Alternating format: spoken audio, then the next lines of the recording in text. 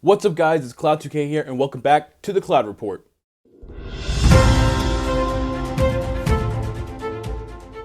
So today I have a bit of a different episode kind of planned for this Cloud Report. Usually just me talking about a bunch of different teams and what I've felt the past week of the season. But I've noticed through the first 3 or 4 episodes of this that there's probably a lot of teams that I'm missing out on just because I can only talk about so many teams at a time, and I try not to make these videos take an hour long to talk about every single team. But today I am going to talk about every single team, and you'll see why in a second. You also notice I did not ask you guys for questions for this week's Cloud Reports because I don't care. No, I'm kidding. I definitely do care, but I just, like I said, this video is going to be longer as it is, so I just didn't really want it to drag on super long. So then next week, we will be back to, having the questions. I'll answer some questions at the end of the video. But yeah, without further ado, let's check out today's episode. That's right. Cloud done stepped up his game a little bit. I'm here with an article today, and I'm here on my computer recording this. I can be down here, I can be up here, I can be over here, or I can be down here. And I hope on the recording it shows me moving my character, or else I'm going to look like an idiot just looking at different directions. But for right now, I'm going to keep it bottom right. We'll see how you guys like this. But today, I want to talk about every 30 team just a little bit. And by doing that, I have an article here. Is one trade every NBA team should propose right now. We're going to go through these trades, talk about them a little bit, just that way, because I know a lot of you guys haven't heard me talk about your favorite team yet. So this way, just give you a little insight on what I think with the trades, and we can kind of go from there. It's pretty self-explanatory. Number one is the Atlanta Hawks. The Hawks receive Ousmane Dieng, Jalen Williams, the backup center, obviously not J-Dub. 2025 first-round pick, the least favorable from Houston, the Clippers, Miami, Oklahoma City, and Utah. That's a lot of protections on that. That makes me wonder if they even get that first-round pick in the first place, because there's a lot of protections in that. And the Thunder receive Larry Nance Jr. and Vic Krejci.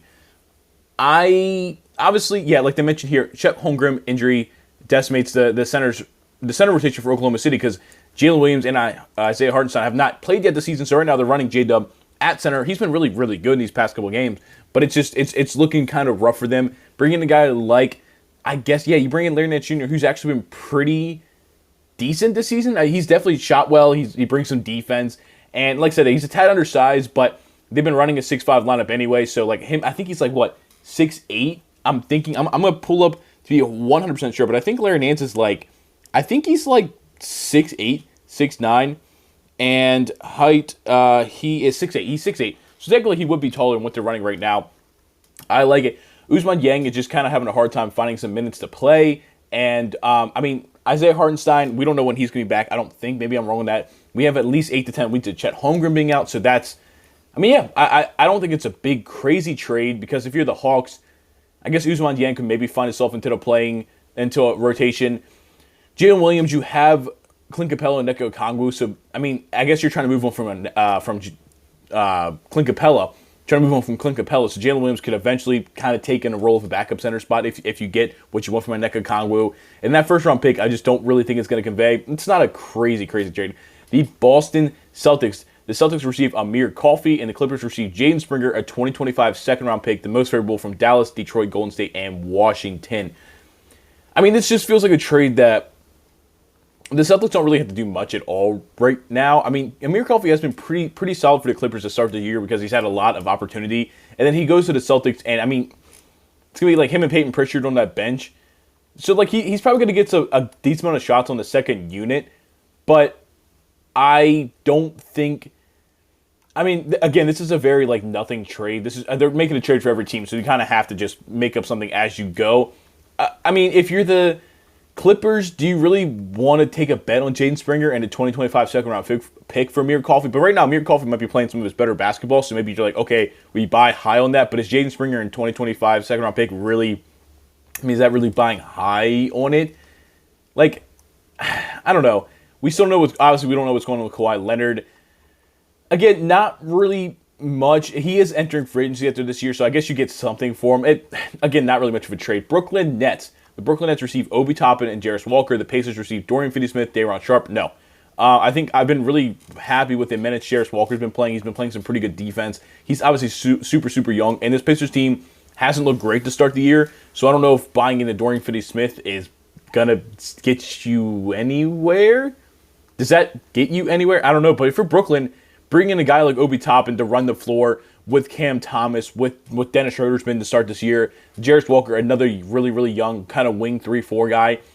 I think if you're the Nets, I'm 100% saying yes to this. If you're the Pacers, I'm probably not saying yes to this. Maybe I'm wrong. Maybe you guys disagree if you're a Nets fan or Pacers fan in the comments. Let me know. 4, Charlotte Hornets. The Charlotte Hornets receive Robert Williams, and the Trailblazers receive Micic, a New Orleans 2025 second-round pick, a 2028 second-round pick, most favorable from Charlotte and the Clippers. Right now, and I think they mentioned it down here, the center for the Hornets right now is Taj Gibson because Mark Williams and Nick Richards are both dealing with injuries. The problem is, they also mention it here, Robert Williams doesn't play games either. 31 games, total 31 appearances through the 2 previous regular seasons and only just debuted this year. Robert Williams doesn't play either. So you bring in a guy like Robert Williams to kind of take over for what you're missing from Mark Williams, and he's not really going to be on the court either. I just feel like on paper, the idea of Charlotte getting Robert Williams, I guess, sounds decent. I guess he could run the floor with LaMelo and like catch lobs and stuff like that, but he doesn't play either, and it's the problem with their 2 centers now. So it doesn't really make sense to me. It doesn't really make sense to buy into Robert Williams. I don't know if right now buying Robert Williams is anything any teams want to do because of his injury history. Next, Chicago Bulls. Interesting. The Bulls receive Cole Anthony, Jonathan Isaac, Tristan da Silva, a 2025 first-round pick, the most favorable from Denver and Orlando, top 5 protection through 2027, turned to the 2 second-rounders to not convey. There's a lot on that pick. The Magic received Torrey Craig and Zach LaVine. This cannot be completed till January 6th because of somebody got an extension. Was it Zach? No. Was it Cole Anthony? I don't know. Because of extension, I'm pretty sure, our contract extension. Yeah. The Magic getting Zach LaVine. You give up Cole Anthony, Jonathan. You do lose defense there. You definitely lose a lot of defense with Jonathan Isaac, and you're not getting that with Zach LaVine. But you do need better offense. I mean, yes, the contract, Zach LaVine's contract is one of the more, I don't want to say untradeable, but one of the more untradeable. Like, it's going to take a lot to get that contract moved because he just hasn't really played up to it because of injuries. I think Zach LaVine's a very, very good player. I think he's starting to get a little bit underrated because people kind of forget how good he is, but he's been injured a lot. And that's obviously very, very important. And, Paolo's out for a while. Zach LaVine, he's going to, I guess by the time... it's Jonathan Isaacs. Okay, that Jonathan Isaacs' recent trade can't go through right now. By the time this January 6th comes around, is that what it said? Yeah, January 6th comes around, Paolo could be back. But, I mean, having some offense between Paolo, Franz Wagner, Zach LaVine, actually I like this. You're going to, again, losing defense here, and you're kind of giving up on Tristan da Silva. If Orlando's okay with taking on that contract, I kind of like it. I really do. Number 6, the Cleveland Cavaliers. The Cavs received Larry Nance Jr. He was already in a trade earlier to Oklahoma City, I believe. Yeah, I believe Oklahoma City. The Cavs received Larry Nance Jr. Atlanta Hawks received Gorgeous Yang, 2026. Georges Niang. I said gorgeous. Georges Niang, 2026 second-round pick. Denver's 2027 second-round pick. I mean, cool. The biggest argument I think you're going to get from Cavs fans is that we're undefeated. Even as recording this, I think they're now 14-0, 13-0, 14-0. So they're like, we're not going to trade anything because we don't want to mess up team chemistry. Yang isn't really doing much of anything. Larry Nance Jr. is going to come in and play you a decent amount of minutes and be pretty solid, I think. So I actually kind of like it. And I think Larry Nance Jr. is not one of those guys. He's not going to come in and lose you a game. He might make a play to win you a game, but I don't really think he's going to lose you a game. So I don't really see any downside of this. Of course, yes, you have to, I guess, worry about chemistry issues, but I don't know if moving Yang for Larry Nance Jr. is really going to screw up the chemistry that much because the team is looking pretty good. They even say here, Cleveland's backup big ranks are thinner when factoring the lineups. They usually have Jared Allen and Evan Mobley on the court together, and they obviously they stagger them as well. Then you're looking at Tristan Thompson being your backup center, and I'm not saying Larry Nance is this crazy backup center, but I think he offers you a lot more you're getting from Tristan Thompson. I kind of do actually like that trade. The Dallas Mavericks. The Mavericks receive Aaron Wiggins. The Oklahoma City Thunder receive Maxi Kleber, a 2031 first-round pick. Top 8 protection. Protection obligation expires if not conveyed. Trade cannot be completed. I cannot talk right now until January 15th. I'm trying to see what their Surely two conference rivals vying for championship equity would not make a midseason trade right, perhaps, but if Thunder Mavs danced in advance of last year's deadline, it could happen again. Yeah, Maxi Kleber's a guy that, like, I guess when you're missing Jalen Williams, Isaiah Hartenstein, and obviously Chet Holmgren, I guess could come in to get you some minutes, but I don't really think he's not going to do much of anything. Aaron Wiggins would be great. Yeah, I like this for the Mavs. You move on from Maxi Kleber's contract, which I feel like Maxi Kleber's been under contract for forever on this team. And you get a guy like Aaron Wiggins that can come in and play well for you and actually get a decent amount of minutes for you. But I like this for Dallas. I guess this is their trade, so it makes sense. I like this for Dallas. I'm not a fan of this for Oklahoma City. I think they'd probably say no to that. The Denver Nuggets. We have the Nuggets receive Cody Martin, Nick Richards. The Hornets receive Zeke Naji, Dario Saric, a 2028 first-round swap, top 3 protection, 2030 first-round swap, top 3 protection. Trade cannot be completed until December 15th. I mean, you are giving, and I think they said that in the first sentence here, you're giving up 2 first-round picks to get off of Zeke Naji and Dario Saric to bring in Cody Martin and Nick Richards. Again, Nick Richards is hurt right now, too. I mean, I guess he should be probably back. Oh, there's no timetable. Yes, like, I guess, like, really throughout Jokic's, like, superstardom era, they really haven't had a crazy good backup center. You had DeAndre Jordan for a few years and stuff like that, and he's I guess, did what he did. But usually, Jokic is on the court. Nick Richards would be an upgrade, I guess, if he's healthy. Okay, if you want to buy into that, sure. And this is the Nuggets trade, so I guess it makes sense. And I guess Cody Martin, they need bodies. They need wing bodies desperately bad. I guess he can come in and play some minutes as well. I mean, and if you're the Hornets, why am I giving up Nick Richards when we already have center issues to get Zeke Naji and Dario Saric? I mean, you get first-round swaps, I guess, is maybe something you can buy into. But I don't like that much for either team. I mean, I guess for Denver, it makes sense to get a backup center, but he's not going to be playing a lot either because obviously Jokic is, one of the best in the league, probably the best player in the entire league. Whatever. Detroit Pistons. The Pistons receive Yusuf Nurkic. I already know what he's playing right now. A 2031 first-round pick, top 3 protection, turns into a 2031 second-round pick if not conveyed. And the Suns get Isaiah Stewart. No. Right now, Isaiah Stewart, I'd argue, is playing better than Yusuf Nurkic. And you're banking on a 2031 first-round pick that potentially turns into a second-round pick to get off Isaiah Stewart. No. I like the way Isaiah Stewart's been playing this year for the most part. He had that stupid ejection the other night. Like, he's just a really, really aggressive guy sometimes, and maybe you think they want to get off of that, but that's kind of Detroit's persona. It's been like that since the 80s. So I don't really, and especially for Nurkic, who has not been good recently.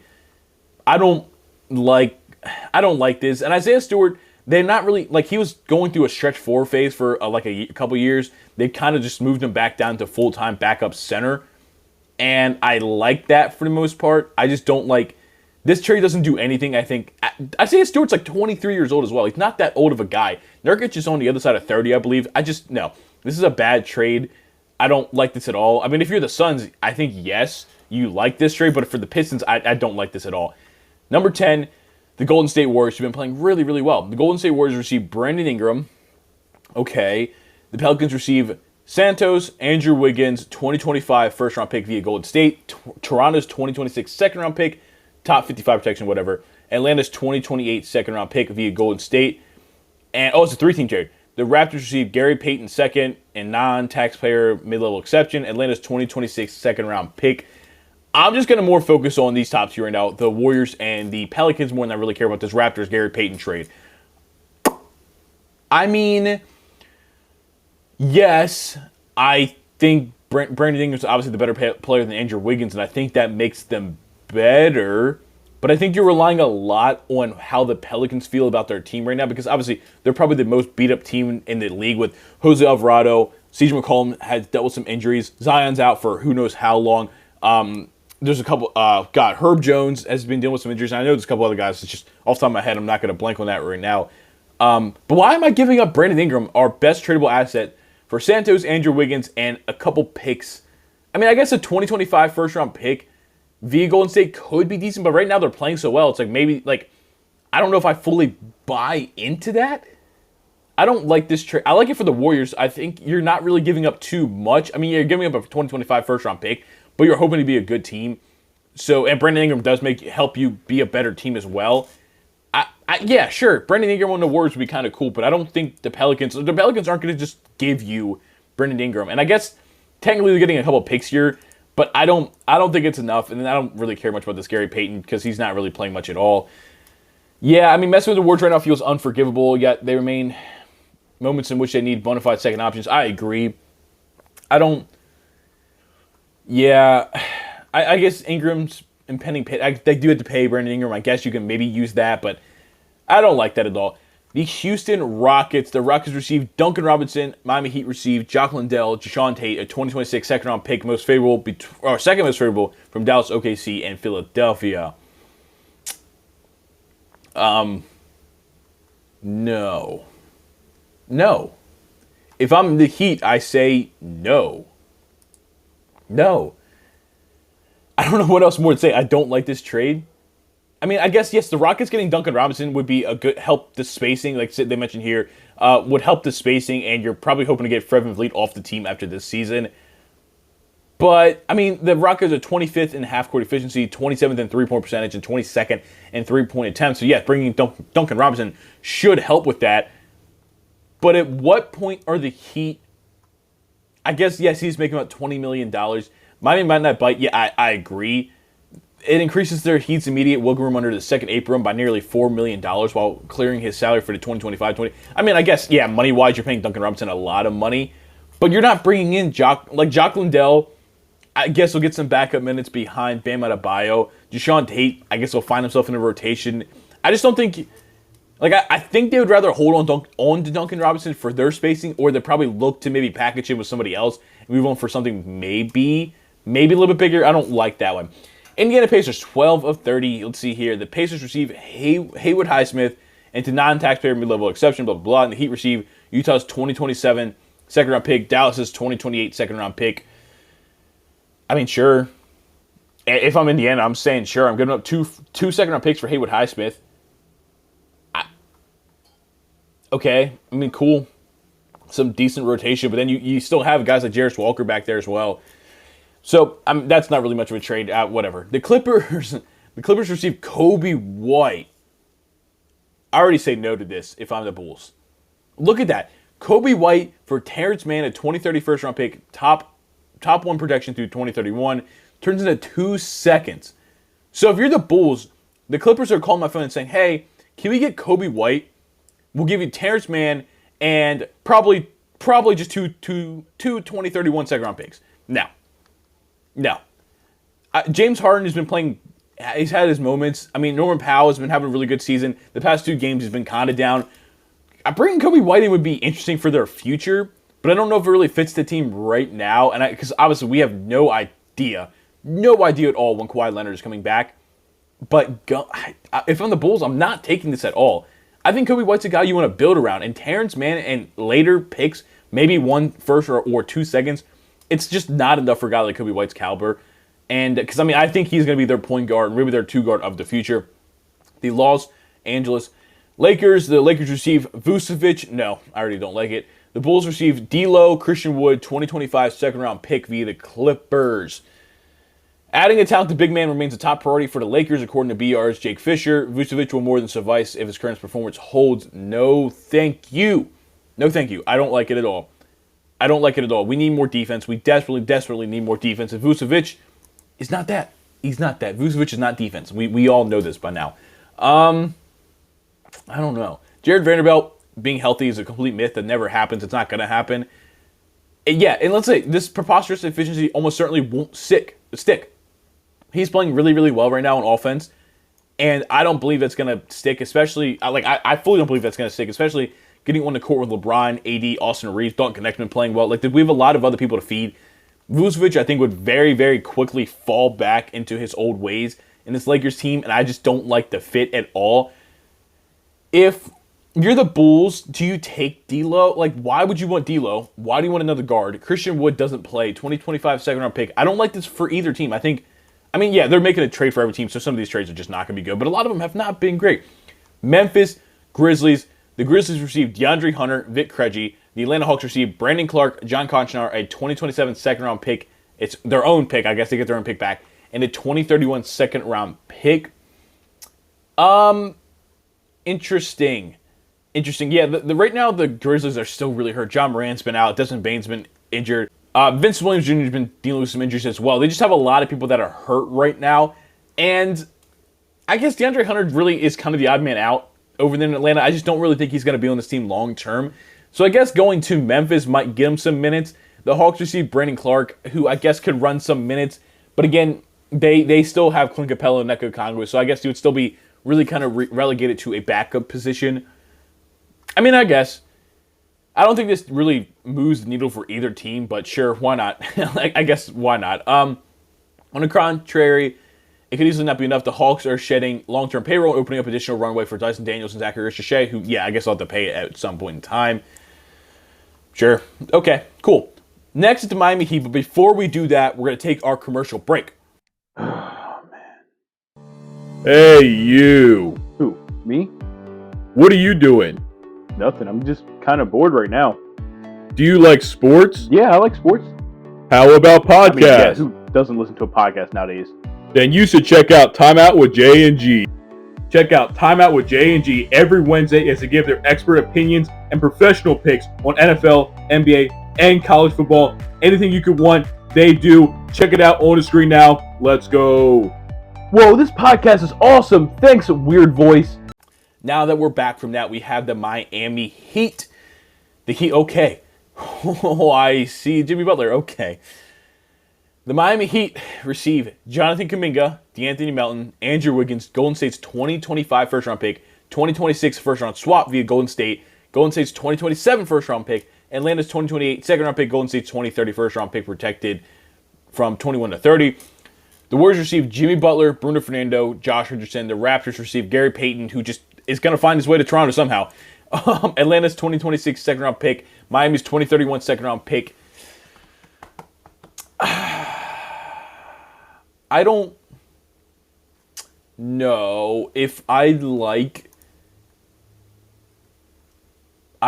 like Jimmy Butler in Golden State. Is that a hot take? I don't know. If you're the Heat, I guess if you're doing this trade, you're looking to kind of go into a partial rebuild or like a retooling. You bring in Jonathan Kuminga, who hasn't been great this year. DeAnthony Melton, we need guard minutes. Andrew Wiggins is going to get play time. And some first-round picks. It's not a bad offer for Jimmy Butler, I don't think. I mean, because one, two, three first-round picks and a second-round pick. I'm not mad at it because Jimmy Butler has been hurt. He's a free agent. I think this is the last year of his contract as well. I'm not mad at the return for Jimmy Butler. Yeah, 35, almost 36-year-old Jimmy Butler. I think if you're the Heat, I think you take this and say, hey, Bam, you're our best player. We're going to bring in some guys to help complement you. I don't know if Jonathan Kuminga does that. DeAnthony Melton, I think, could be really, really good on that team as well. Andrew Wiggins, again, I don't know if he does that, but you get 3 first-round picks as well. I like it. I mean, the Golden State Warriors getting Jimmy Butler gives them an upgrade, right? Jimmy Butler would come in immediately be their second-best player. Josh Richardson can get some run. I don't know if this moves the needle for them long-term. Like, if trying to win a championship this year, I don't know if this moves the needle for that. But sure, I think it'd be fun. I like to see star players get traded, so I'll take that. Milwaukee Bucks. The Bucks received Dillon Brooks and Tari Eason. The Rockets received Chris Middleton, a 2031 first-round pick. Top 1 protection turns into a 2031 second-rounder if not conveyed. The difference here and why I think it's tough. I think it's going to be real tough for the Bucks to trade Chris Middleton. He's been their guy through the championship run. He's been there for years and years and years. They kind of took a chance on him from Detroit, and he turned into the all-star that he is. But you're getting Dillon Brooks, Tari Eason. Tari Eason might be the kind of the stick here that makes it tough. And I know that sounds kind of crazy because I think Dillon Brooks will play, and he'll bring some defense and some heart to that team that desperately, desperately needs it. Tari Eason and Amen Thompson as a duo have been fantastic this year. like the two of them check in, and it's just like doomsday. They're running all over the court. They're scoring. I guess they're scoring some, playing a lot of good defense. They're running the break. I honestly don't think if Houston's gonna give up Tari Eason. I mean, Dylan Brooks, I think they're okay with maybe moving on from, but I don't think they give up Tari Eason for Chris Middleton, who you just don't really know if he's gonna play. And we know right now, at least these guys can be healthy. I'm going to say no if I'm Houston. If I'm Milwaukee, I'm doing this 100% of the time. Again, I understand Chris Middleton's been your guy, but this is an upgrade right now, and I think Dylan Brooks brings something you desperately, desperately need. Yeah, I like that one. Minnesota Timberwolves. Timberwolves received Delano Banton. The Portland Trailblazers received PJ Dozier, second-round pick. This isn't really much of anything. Delano Banton doesn't get a lot of minutes, but when he comes in, he's not afraid to take his shot. He plays decent well. I mean, decently well. And then obviously the Timberwolves have been dealing with some injuries with Mike Conley, so I guess he could come in and get some minutes there.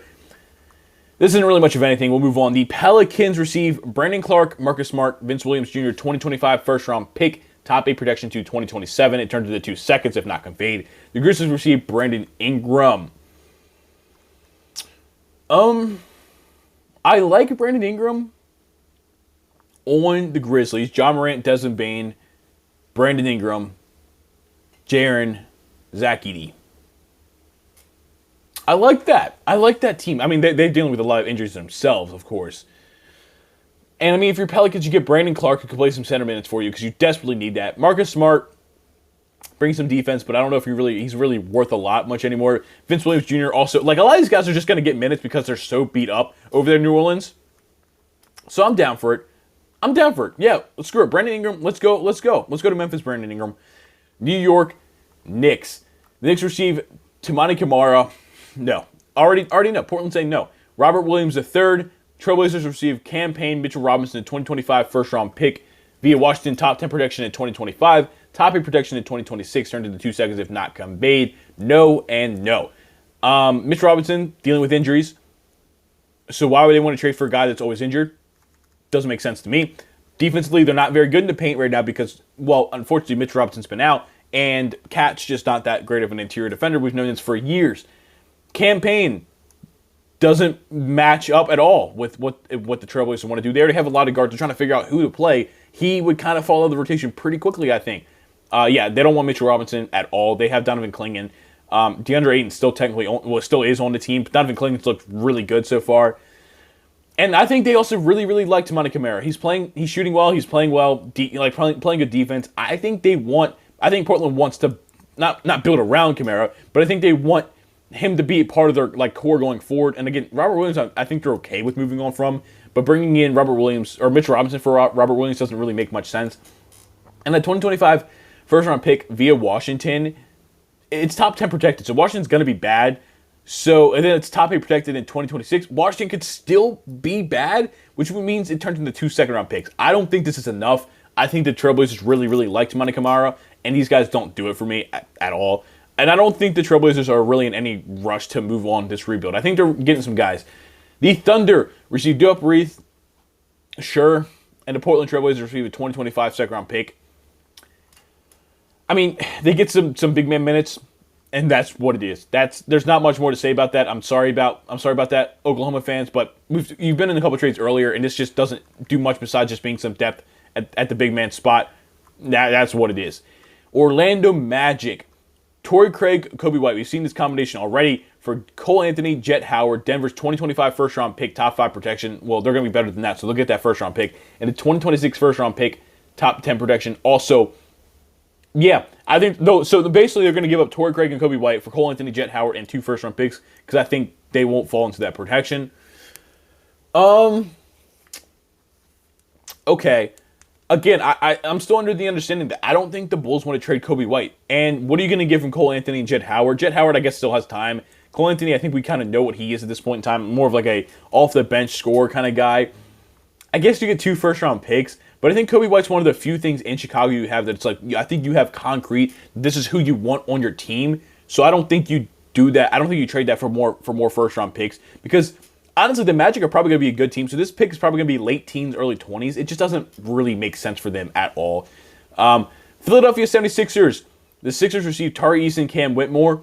The Houston Rockets received KJ Martin, 2026 first-round pick, second least favorable from Houston, Clippers, OKC, and Philadelphia. 2027 second-round pick via Milwaukee, and 2028 first-round pick via the Clippers. Again, I made the comment earlier about Tari Eason. I don't think the Rockets really want to trade Tari Eason, especially because they're not really getting playable players back. Cam Whitmore, I think they sent him down to the G League. I'm pretty sure. I will double check that because I don't want to be wrong on this kind of thing. But yeah, they sent him down to the G League. He had a good stretch last year during his rookie year. He's still got a lot to develop. He's pretty raw talent still. But I don't think they want to give up on that. Now, if you're Philadelphia, bringing Tari Eason and Cam Whitmore would be phenomenal because right now you have a lot of injuries and Paul George has just not been good since he's came back. So Tari Eason and Cam Whitmore, I think Cam Whitmore will be immediately moved on to the 76ers roster and would play. If I'm Philadelphia, 100%, I think there's guys that could be there for the next 10 years. I just don't think this is enough for the Rockets to make that trade.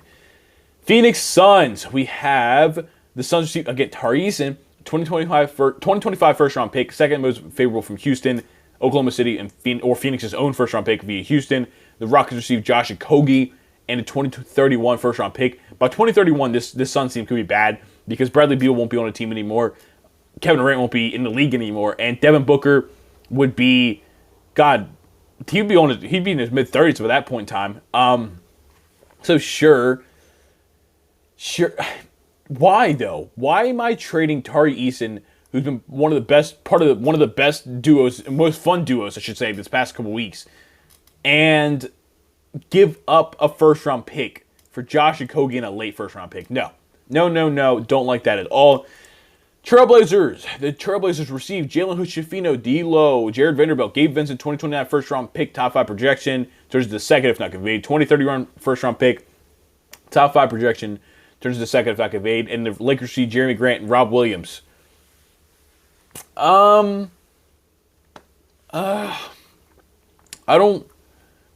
think Jeremy Grant's going to get traded. I think Robert Williams is going to get traded. I think both these guys are going to be guys that are not going to finish the season with the Portland Trailblazers. I could see a world where Jeremy Grant ends up on the Lakers. But Portland, do they want to? I don't think they really care to buy into guards at all right now. Especially a guy like Jalen Hood-Schifino, who just hasn't been good. D'Lo's been having his struggles. Jared Vanderbilt doesn't play basketball. Gabe Vincent hasn't been good since he left Miami. 2029 first-round pick could work out because I'm assuming, obviously, I don't think LeBron's going to be on the team at that point in time. Anthony Davis might not be on the team. The Lakers could be a very bad team by that point in time. This just seems like a weird trade. I like the trade for the Lakers, and that's not, I probably sounds biased because I'm a Lakers fan, but I like the Jeremy Grant portion. And if we could get Jeremy Grant for this, I would be okay with it. I just don't see a world where the Trailblazers want to do this at all. Honestly, I just don't think they want to do it. Sacramento Kings. The Kings received Larry Nance, very, very popular trade target. The Hawks received Trey Lyles, 2026 second-round pick, 2027 second-round pick. I love it for the Kings. I think he could play some really good backup minutes for them. And, I mean, Trey Lyles has not been good. And so why did the Hawks want to give up Larry Nance for Trey Lyles and 2 second-round picks? I like it for the Kings. I don't like it for the Hawks. I don't think they do it. The Spurs received Chris Boucher, Kelly Olynyk. Raptors received Zach Collins, 2025 first-round pick via Charlotte. Live protection turns to 2026. A lot. And Chicago's 2025 second-round pick. What does this do for you? Why are you giving up first-round picks for Chris Boucher and Kelly Olynyk? I understand it has a lot of protections. It's very, very heavily protected first-round pick. I understand that.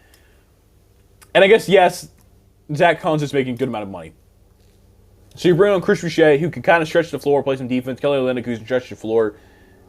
But, obviously you have Vic, who's going to be demanding a lot of minutes. There's a helicopter going above. You guys probably can hear that.